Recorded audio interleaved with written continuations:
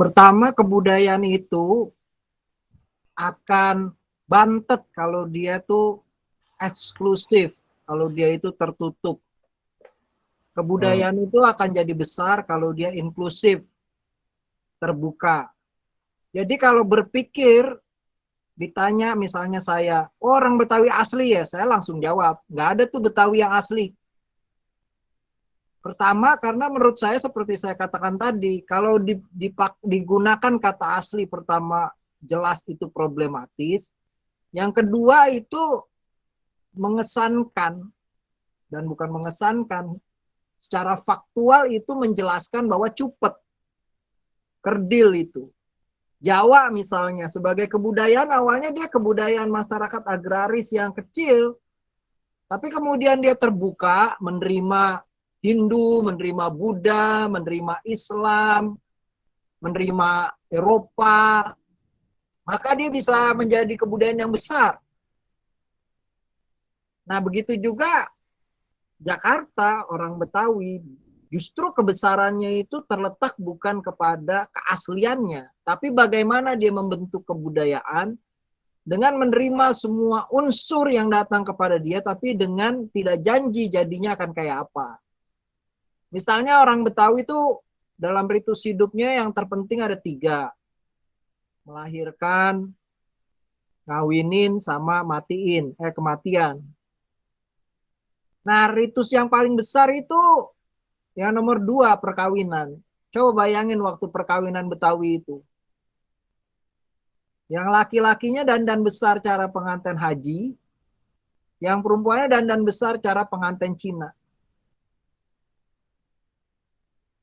Itu kan menjelaskan bahwa dalam ritus hidup orang Betawi yang penting, itu inklusivitas itu mahkotanya, keterbukaan itu mahkotanya. Sehingga di acara yang paling besar, pusat sentral dari siklus hidup mereka, itu mereka memberi ruang yang besar bukan hanya pada pluralisme, pada multikulturalisme, tapi jauh lebih besar lagi yang disebut interkulturalisme.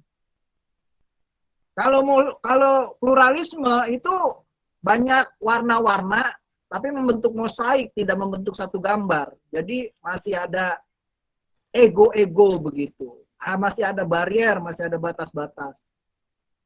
Tapi kalau interkulturalisme, semua itu menyumbangkan yang terbaik. Apa yang dia punya? Apa yang dia punya dari masyarakat Tionghoa? Apa yang dia punya dari masyarakat Eropa? Apa yang dia punya dari masyarakat Jawa? Apa yang dia punya dari masyarakat Sunda? Apa yang dia punya dari masyarakat Melayu? Apa yang dia punya dari segala masyarakat?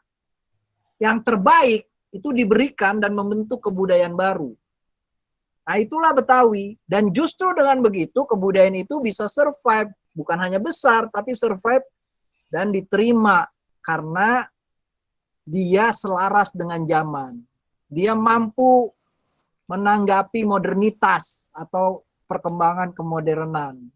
Misalnya, orang punya kecenderungan menolak segala hal yang sifatnya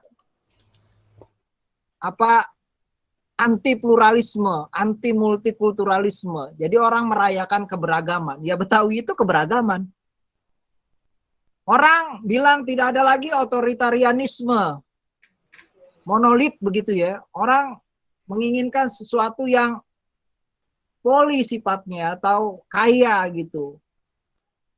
Demokrasi begitu ya. Orang Betawi sangat demokratis, bahasanya itu nggak ada jenjang begitu.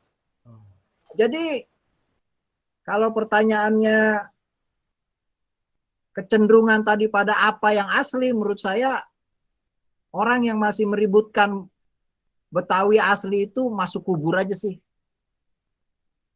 Dia itu kagak ngerti Betawi menurut saya.